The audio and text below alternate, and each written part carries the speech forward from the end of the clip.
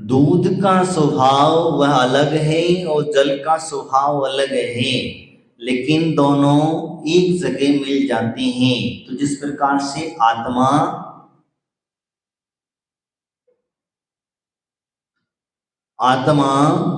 और शरीर, आत्मा का स्वभाव ऊर्ध्वागमन करना है। आत्मा का स्वभाव क्या है? ऊर्ध्वागमन करना है, यानी कि ऊर्ध्वागमन यानी कि वह मोक्ष आदि को प्राप्त करने की उसके अंदर में शक्ति है।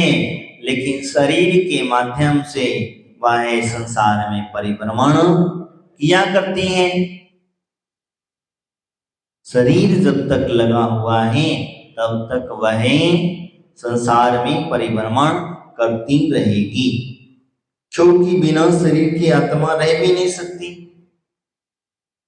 रह सकती क्या?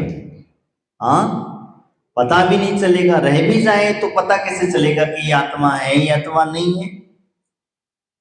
बिना पुद्गल के जो है आत्मा का स्वभाव समझ में नहीं आता है। तो यहाँ पर जो है कहीं ऐसा मत मान बैठना कि मैं शरीर को हस्त पुष्ट कर रहा हूं तो मेरी आत्मा को मैं हस्त पुष्ट खिला।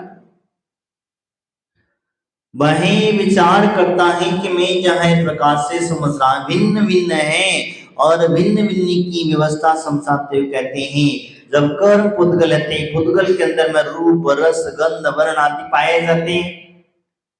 पुद्गल के अंदर में रूप रस गंध वर्ण आदि जो है ये सारे के सारे पाए जाते हैं। तो ये तो सारी व्यवस्था पुद्गल की हो सकती है, लेकिन आत्मा के अंदर में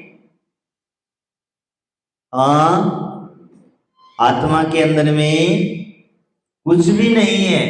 इसी वजह से समझ ले कि दोनों का भिन्न स्वभाव है, लेकिन दो भिन्न द्रव्य एक होकर के रह सकते हैं। तो हम तो अपने घर परिवार में क्या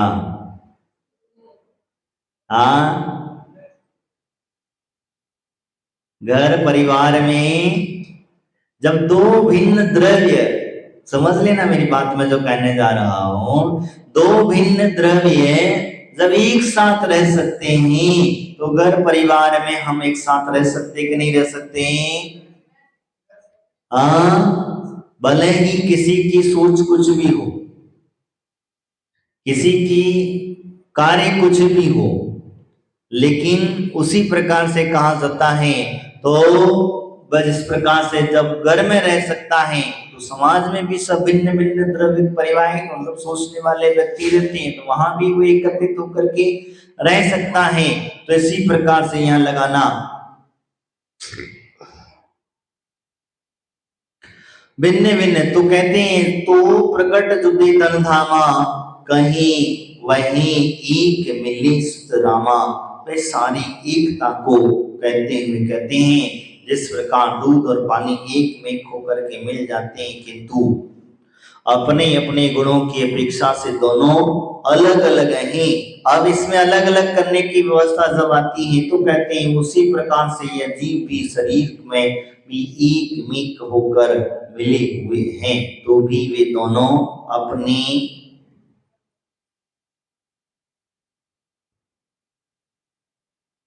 अपने स्वरूप की अपेक्षा अलग अलग हैं। क्या हैं? दोनों अपने अपने स्वरूप की अपेक्षा से अलग अलग हैं। लेस मात्र भी पृथक न दिखने वाले जीव और शरीर से जुदे जुदे हैं। वैसे देखने में दिखेंगे नहीं, दिखते क्या? नहीं दिखते। जब कहते वेद विज्ञान की जब व्यवस्था समझ में आती है तब हम यहाँ पर कहते हैं कि यहाँ वेद विज्ञान करना है। कब करना है? तो कहते हैं जिस प्रकार से वेद विज्ञान करने के लिए कहा कि हे परमात्मा जीव जब इस प्रकार से जब जुदे जुदे हैं, शरीर से जुदा जुदा है, तो फिर जो बाहर दिखने वाले द्रव्य हैं, घर है, परिवार है, बेटा है, बेटी है, पत्नी है, माता है, पिता है आदि, या सोना है, चांदी, नौकर है, चाकर है, सारे के सारे द्रव्य क्या हैं? भिन्न दिख रहे, सब जो है भिन्न है, हमसे भिन्न दिखते हैं। तो जब हमारा शरीर से भिन्नता है तो इनसे भिन्नता क्यों नहीं हो सकती? इनसे भी हम भिन्न हैं, तो इनके लिए दुखी क्यों होता है? क्यों बार बार इनके चक्कर में अपनी शरीर आत्मा को पहचान नहीं पाता है? क्यों बार बार तू अपने शरीर को हस्त पुष्ट करने में लगा है? लगे हो कि नहीं लगे हो? हाँ, कल परसों कहा था मैंने, हम अपने शरीर को हस्त पुष्ट करने में लगे हुए हैं, लेकिन दुख किसको भुगतना पड़ता है?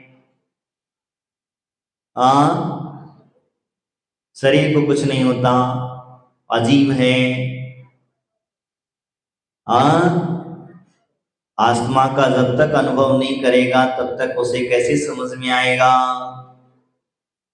जब इतनी कर्म का उदय आता है तो मोहिनी आगे आ जाता है और मोहित होने लग जाता है, तो वह वेदना किसको अनुभव होती? शरीर को या आत्मा को? फंस गए।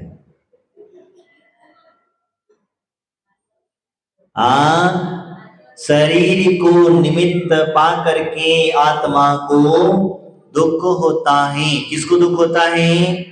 आत्मा की परस्पर स्पंदों पर जो है परमाणुओं पर हलन चलन होता है, और वो दुख का अनुभव कौन करता है?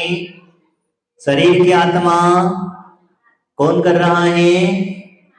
शरीर माध्यम है। क्या है? शरीर माध्यम है। तो माध्यम से वह दुख कौन भोग रहा है? आत्मा। नरक आदि के दुखों को भोगता है कौन? आत्मा। हमने खाने पीने को लेकर के, पर फिर वापस मत कहना कि महाराज वही आगे घूम फिर करके वापस वही आ गए। तो शरीर को हम लोग हष्ट पुष्ट करने में लगे रहते हैं,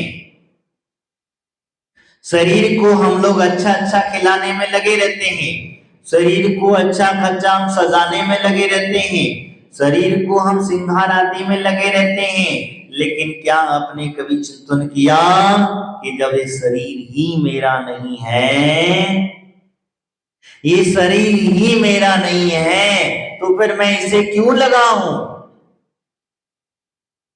मैं इसके पीछे क्यों पड़ा हूं?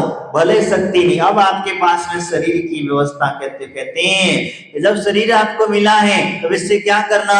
तो जितना हो सके उतना धर्म ध्यान कर लेना। ऐसा मत करना कि इसको भूखा होकर तड़पा देना, तो भी नहीं करना। इसके अंदर में जितनी तुम्हें शक्ति मिली है उस शक्ति के अनुसार कार्य करना। अगर तुम्हारे अंदर शक्ति है उपवास करने की, तो एकासन से काम मत चलाना। क्या समझ रहे ना बात को? उपवास करने की शक्ति है तो एकासन से काम मत चलाना, और अगर उपवास और एकासन करने की शक्ति है तो उपवास भी मत करना। क्या? क्योंकि दोनों में भी कर्म बंध होते हैं। अगर तुम्हारे अंदर सामर्थ्य नहीं है और मान के चलो उपवास करने को, और आपने उपवास कर लिया, जब उपवास कर लिया तो उसकी वेदना हो रही है, भूख की वेदना सता रही है, क्या करें? उपवास तो कर ले, पेट में चूहे दौड़ रहे हैं। क्या करता है? चूहे दौड़ रहे हैं, तो चूहे दौड़ रहे हैं तो क्या करें अब? तो हमारे यहाँ एक उपचार कहा जाता है, जैसे किसी ने मिट्टी लगा ली, किसी ने मेहंदी लगा ली, किसी ने कुछ लगा लिया, किसी ने कुछ लगा लिया, तो इससे क्या तुम्हारे कर्मों के बंध नहीं होंगे? मिट्टी में पानी मिलाओगे तो क्या जीव हिंसा नहीं होगी? हाँ, होगी कि नहीं होगी? हाँ, मेहंदी लगा लाओगे तो जीव हिंसा नहीं होगी? लगाओगे तो हिंसा नहीं होगी। हिंसा यानी कि आपने हिंसा आदि का त्याग किया है। मैं पढ़ रहा था परसों गुरुमूला सर के अंदर में स्पष्ट किरण आया था, कह रहे थे आचार्य भगवंत कहते हैं अगर आपकी शक्ति है तो करो, अन्यथा शक्ति को छुपा करके भी व्रत आदि नहीं करना, और शक्ति को इन समझ ज्यादा शक्तिशाली है तो भी वह इस प्रकार से तो कहा जाता है। मैं आपसे जो चर्चा कर रहा था, तो भाभी जी जो है प्राणी शरीर के अंदर में सामर्थ्यता को न छिपाते हुए, क्योंकि वह चिंतन करता है, विचार करता है, क्या उपचार नहीं खोजता है, दवाई नहीं खोजता है। समझ में आ रहा है? उपवास आदि के समय पर दवाइयां नहीं खोजता है, उपचार नहीं खोजता है। वह ये विचार नहीं करता है कोई मेरा उपचार करे, कोई मेरी सेवा करे, कोई मेरी वैयावृत्ति करे, आदि आदि अगर वो करवाता है तो वह तो कर्म का बंध कर लेता है। तो इसी प्रकार से कहा है वो अपने स्वतः क्या करवाना, किससे करवाना, वैयावृत्ति आदि। क्या हुआ महाराज, को ज्यादा तो नहीं भूल गए? तो जब जाकर के क्या करना, तो कहते हैं वो चिंतन करता है। क्या क्या चिंतन करता है? यहां कौन सी भावना पढ़ रहे हैं? अनंत भावना। अनंत भावना का चिंतन करता है। क्या चिंतन करना है? कि जब वह विचार करता है तो वह अनंत भावना कहती है, मोह रूप मृगत स्नाजगी में मिथ्या जल चमके, मृग चेतन नित भ्रम में उठे उठे दौड़े थके थके, जल नहीं पावे प्राणी गवावे, भटके भटके मरता, वस्तु पराई माने अपनी भेद नहीं करता। वो जहां पर चिंतन करता है कि वास्तविकता में ये सारा का सारा मोह रूपी मृग तृष्णा है। क्या है? मोह रूपी मृग तृष्णा है। इसीलिए तो हमारे आचार्य भगवंतों ने कहा कि जब कभी भी आप व्रत उपवास तपस्या आदि करो तो भगवान इंद्र की चित्तालय में, मंदिर में जाकर के बैठ जाना, स्वाध्याय आदि में मन लगाना, क्योंकि स्वाध्याय रूप से हमारे ज्ञान की वृद्धि होती है, और जब ज्ञान की वृद्धि होगी तो आपकी भूख आदि की वेदना सताएगी क्या? नहीं सताई, और आई भी तो उस समय क्षणिक है, कोई बात नहीं, शरीर है, शरीर को हो रही, आत्मा को थोड़ी ना। शरीर को वेदना हो रही, होने दो, अनुभव आत्मा जरूर कर रही है, इसीलिए इसका उपचार आदि का भाव मत करना। समझ में आ गया? उपचार आदि का भाव मत रखना। अगर कहीं कोई कहते हैं कि यहाँ तो पीड़ा हो गई, वो सामने वाला कर दे, बात अलग है। जैसे तुम्हारा उपवास है और उपवास करने के बाद तुम्हारा बेटा बेटी है, बच्चे हैं, अगर वो करे तो आपको तेल लगा दे, ठंडा तेल लगा दे, कुछ भी कर, वो बात अलग है, वो उसकी वैयावृत्ति हो जाएगी। लेकिन तुम अपने अंदर से भावना मत रखना, क्या ये मेरी सेवा करे। जैसे आपको बहुत तेज गर्मी लग रही, बहुत तेज गर्मी लग रही, और आपका पंखे का त्याग है, अब क्या करें? हाँ, क्योंकि जीव हिंसा का पंखे का त्याग है। अब जब त्याग है, गर्मी लग रही है, लगने तो उसके प्रति हमारा ध्यान नहीं है, क्योंकि हमारे शरीर को लग रही है, लगने तो पसीना निकल अच्छा है, कोई बात नहीं, कर्म की निर्जना तो उतनी होगी, जितना पसीना निकलेगा उतना हमारा ध्यान नहीं जाएगा। और अगर कहीं तुम्हारे मन में विचार आ जाए घर को, तो पंखा चालू कर दो रे, मन में भाव हो जाए, अरे कोई तो पंखा चालू कर दो, मेरा उपवास है, किसी को दया नहीं आती, मेरा उपवास है, मुझे गर्मी लग रही है, मैं इस बात तो तुम्हें दया नहीं आती। अब इस प्रकार के भाव अगर आ जाते हैं तो समझ लो तुम्हारा उपवास गया काम से। क्योंकि आप जब तक वो पंखा चलता रहेगा, जब तक उसकी हिंसा हवा चलती रहेगी, तब तक उस जीव हिंसा का भागीदारी कौन बना? कौन बना? हम लोग बने। इसीलिए प्रकार से मैंने आपसे कहा, यहाँ वही कहते हैं मूल रूप चिंतन करता है, विचार करता है, विचेषा से दोनों अलग अलग हैं, फिर भी जुदे जुदे रह करके भी यह स्त्री, मकान आदि, धन दौलत आदि ये मेरा नहीं है, ये बात पक्का सोच लेता है, जान लेता है। क्योंकि जब मेरा शरीर ही मेरा नहीं है तो मैं इसके प्रति क्यों अपना मोह ममत्व का भाव रखता हूं। यही यहाँ पर कहती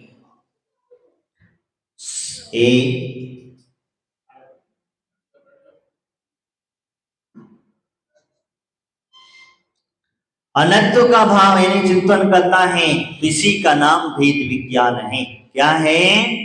भेद विज्ञान है।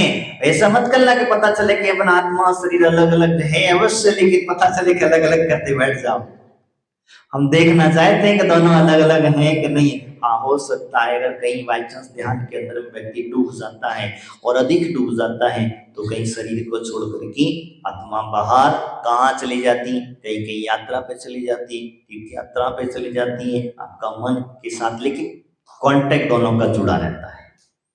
ये ध्यान रखना, दोनों का कॉन्ट्रैक्ट जुड़ा रहता है। कई के लोग तो देखे होंगे आप लोगों ने, महीनों महीनों तक अपने ध्यान के अंदर में डूबे रहते हैं। ध्यान के अंदर में जब डूब जाते हैं तो उन्हें शरीर का भान नहीं होता। हमारे मुनिराज जो है पहले साल मतलब 4-4 महीने 6-6 महीने का तक का योग धारण तब धारण कर लेते थे। शरीर के प्रति उनका कोई ममत्व तो नहीं होता। बाहुबली भगवान देखो, बाहुबली भगवान देखो, उनके शरीर पर बेल आदि चढ़ गई,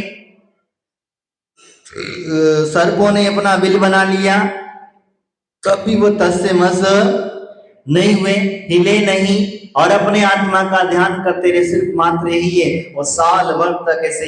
लेकिन जो उनकी सेवा करने वाली कुछ देवियां थी कि वो जो विद्याधरियां थी, देवियां थी, वो देवियां आती थी, वो साफ सफाई करके चली जाती, बेल आदि उतार के जब मामी के साथ वादी का जो था वो सब ऐसे बिल्कुल साफ सुथरा कर उनकी सेवा करा करती। तो ये वास्तविकता होता है, जिसकी समिक्त पूर्वक साधना हुआ करती है उस व्यक्ति के देवी देवता भी उसकी सेवा करने आया करते हैं, उसकी सेवा करने देवी देवता आते हैं। ये बात निश्चित है, इसमें किसी प्रकार का दोहरा नहीं है, लेकिन अब इसके ऊपर उनकी भक्ति है, वो भक्ति कर रहे हैं, बस इस प्रकार से हुआ करता है। तो मैं आपसे जो चर्चा कर रहा था, तो वास्तविकता में ऐसा चिंतन करना, वेद विज्ञान की प्राप्ति करना, अनादिकाल से शरीर और आत्मा एक साथ है, किंतु दोनों दोनों पृथक पृथक हैं, दोनों पृथक पृथक हैं। तो जब दोनों पृथक पृथक हैं तो आप बताओ इस शरीर को खाने के लिए क्या क्या मिला रहा है, दुख किसे भुगतना पड़ रहा है? हाँ, किसको भुगतना पड़ रहा है? आज वक्ष वक्ष का ज्ञान भूल गए, शुद्धि अशुद्धि का ज्ञान भूल गए, दिन भर शरीर को पुष्ट करने में खाते रहे, दिन भर चलते रहे, रात का ध्यान नहीं रहा, दिन का ध्यान नहीं रहा। इसके पीछे बस हमने ये नहीं देखा शरीर को, और जहां तक देखा हमने तो कि शरीर को सजाने संवारने में लगे रहे। क्या कर रहे हैं हम लोग आजकल? तो कहना चाहिए, नहीं कहना चाहिए, ब्यूटी पार्लर खुल गया है, कहाँ गए हमारे पुरुषों की विचारों की जेब से खर्चा करवाने के माताओं को सजने संवरने का बहुत शौक आता है,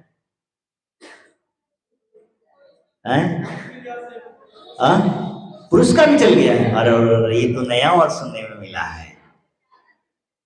तो मुझे एक चीज समझ में नहीं आता है, मुझे एक चीज कभी विचार नहीं किया, आप लोगों ने चिंतन नहीं किया कि इसको करने से होता क्या है। जिस व्यक्ति को आत्मा का चिंतन नहीं आया है, जिसे आत्मा का भेद विज्ञान नहीं प्राप्त हुआ है, तब तक ये कार्य करता है। जिस दिन उसे भेद विज्ञान प्राप्त हो जाएगा उस दिन से ये सारा कार्य करना बंद कर देगा। करेगा कि नहीं करेगा? जब हमने केस क्लोज किए तो हमसे पूछा जाता, महाराज कौन से नाई के पास गए थे, बता। हमसे पूछा गया था, महाराज कौन से नाई के पास गए थे? मैंने कहा भाई तुम ही तो थे नाई, और कोई दूसरा थोड़ा ना था। तब साधु तो कहे बोले क्यों? मैंने कहा भाई, तो वो कहता महाराज आज तो बहुत अच्छी लग रहे। मैंने अच्छी लग रही, इसका मतलब क्या है? ना तो मैंने तुम्हारा क्रीम लगाया, ना मैंने तुम्हारा पाउडर लगाया, ना मैंने तुम्हारा जो फेस मसाज कराया, ना कुछ और क्या क्या क्या क्या करवाते हैं आप लोग जो हैं। मैंने तो कुछ नहीं कराया, मैंने तो सिर्फ राख लगाई। क्या लगाई? क्या लगाई? जिसे तुम फेंक देते हो, जिसे तुम